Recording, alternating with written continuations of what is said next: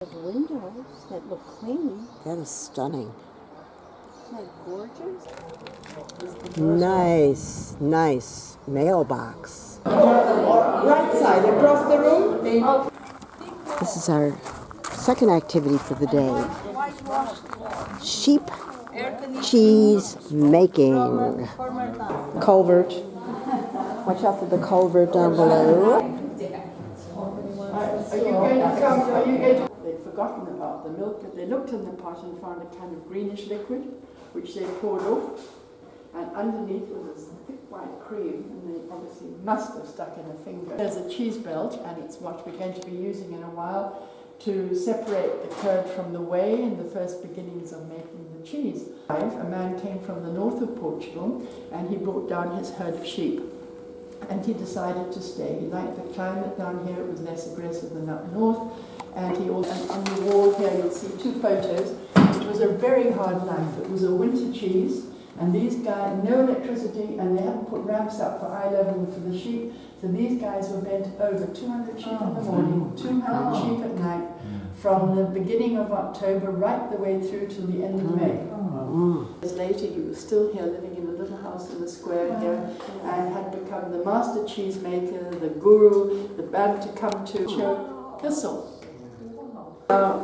The wild artichoke thistle has this purple head on the top, and we now, and this is just coming into bloom now, we will harvest the purple head very carefully, because it's jolly sharp little nasty things, and it'll grow up a second lot, and we will cut that off, and that will be put to dry for about a month, and voila, plant rennet. Wow. So that makes our cheese vegetarian. More or less 1 gram for every 2 litres of milk, right? So that was put soaking very carefully last night, and this morning the milk was brought in from the dairy, and this pot first had a cloth put over the top and tied very tightly with a string, and in the middle of the cloth was put rough marine salt. Then the milk was poured over the cloth, over the salt, so that the salt would dissolve before falling into the pot, rather than putting the salt into the pot and possibly not dissolving properly. So then the cardoon was very carefully drained and broken down a little bit in a pestle and mortar, the water re-added, and that also put very tightly into a little cloth, and that was also added to the milk. So 3 ingredients: salt, cardoon, milk, and high tech. A spoon, whisk. If that man 10,000 BC had known about a spoon, or if we forget to thoroughly stir the milk today, what happened then would happen again here. We'd have a greenish liquid at the top and a thick white cream at the bottom, and we wouldn't be making cheese. So this is a really important part of the cheese making, is to thoroughly stir the milk so that the salt and the cardoon homogenizes completely and thoroughly with the milk. What has happened? The milk has curded in 45 minutes, just with a tiny little bit of that rennet. So what's going to happen now is we're going to be putting the curd into the cheese belt. A bit too big. And what's going to happen is the whey is going to start pouring down into that bucket. We used to make butter with The whey at much the better than bottom, they used to make buttermilk. We take it out into the kitchen. You can hear it dripping into the bucket. Paprika.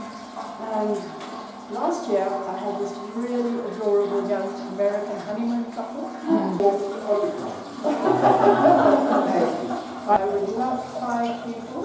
Just wash their hands, keep your hands wet, coming up and make some cheese. Spinach, squeeze it to get as much of the air and liquid out. The reason for this is if we were doing the 27-day cheese, you don't want any air in there to create the wrong bacteria, because cheese has its own bacteria when it's starting to the process of curing and turning over.